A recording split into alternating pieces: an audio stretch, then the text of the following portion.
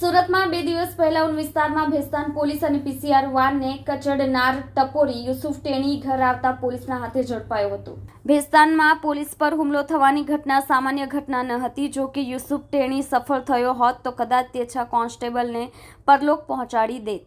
ઉપરાંત સ્થળ પર જે લોકોએ આ ઘટના જોઈ તથા ઘટનાનો સાક્ષી એવા કોન્સ્ટેબલ ગઢવીએ જે ઘટના જણાવી તે ચોંકાવનારી છે। તેમાં યુસુફ ટેણીએ એમડીનો બંધાણી ઉપરાંત પોલીસનો બાતમીદાર છે। નાની મોટી મારામારી તેના માટે સામાન્ય બાબત છે, જેથી ત્યારે પોલીસ રાત્રિના 11 વાગ્યાના સુમારે ચંડા ચોકડી પાસે દુકાન બંધ કરાવી રહી હતી। તે વખતે યુસુફ ટેણીએ પહેલા તો પોલીસ કોન્સ્ટેબલોને ગંદી ગાળો આપી હતી। ત્યારબાદ સ્થળ પર ઉભેલા કોન્સ્ટેબલ ગુંજને યુસુફ ટેણીએ દુકાન પરથી દૂર લઈ જવા માટે જણાવતા તેણે ગુંજનને પટ્ટા પરથી પકડીને ધક્કામુક્કી કરી હતી અને યુસુફ ટેણીને પકડવા પીસીઆર વાન આવી હતી, જે પીસીઆર વેને તેને પોતાની 4-વ્હીલર કાર વડે ઠોકી હતી, જે બાદ ફરાર થઈ ગયો હતો। 11 તારીખના ચાલુ મહિનાની 11 તારીખના મોડી રાત્રે એક ભેસ્તાન પોલીસ સ્ટેશનમાં બનાવ બનેલો હતો। ભેસ્તાન પોલીસ સ્ટેશનમાં એક આરોપી વિરુદ્ધમાં એટેમ્પ્ટ ટુ મર્ડરનો એક કેસ દાખલ થયેલો છે। આરોપીનું નામ છે યુનુસ ખાન ઉર્ફે ટેણી મુઝફ્ફર ખાન પઠાણ। આ જે આરોપી હતો એ એક વ્યક્તિ સાથે બોલાચાલી અને ઝઘડો કરતો હતો। એટલે નાઇટ રાઉન્ડ પેટ્રોલિંગમાં ડિસ્ટાફના કર્મચારીઓ હતા અને એમને માહિતી મળેલી હતી। એટલે ડિસ્ટાફના 2 કર્મચારીઓ સ્થળ ઉપર જઈ અને આરોપીને સમજાવવા માટે પ્રયત્ન કરેલો અને કાયદો અને વ્યવસ્થાની પરિસ્થિતિ ડિસ્ટર્બ ના થાય એના માટે એમને પોલીસ સ્ટેશન લાવવા માટે પ્રયત્ન કરતા હતા। તે દરમિયાન આ આરોપીએ ઉગ્ર થઈ અને ડિસ્ટાફના 2 કર્મચારી સાથે પણ એમ કે બોલાચાલી કરી, જેથી ડિસ્ટાફના કર્મચારીઓએ કંટ્રોલ મારફતે પીસીઆર વાનને જાણ કરી।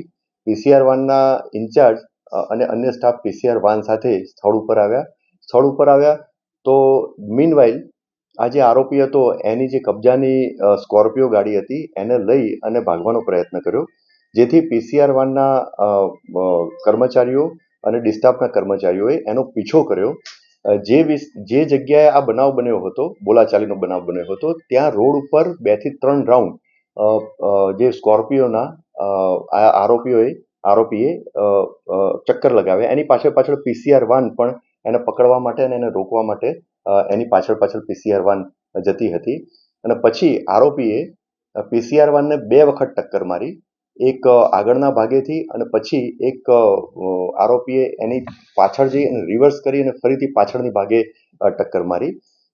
પોલીસ કર્મચારીઓ જે આરોપીને રોકવા માટે પ્રયત્ન કરતા હતા એ વખત પણ પોલીસ કર્મચારીઓને આરોપી ધમકી આપેલી હતી કે તમે મારી મેટરમાં કંઈ પડશો તો હું તમને પણ જાનથી મારી નાખીશ અને તમને છોડીશ નહીં।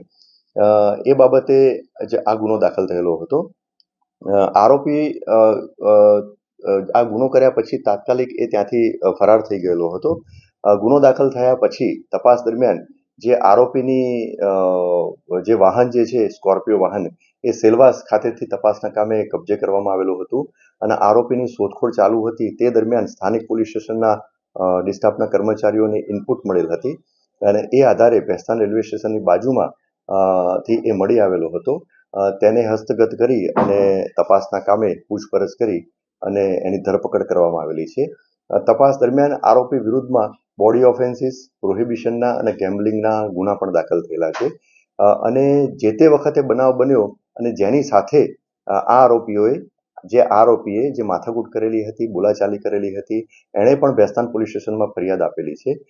તો એ બાબતે પણ કાર્યવાહી ચાલુ છે।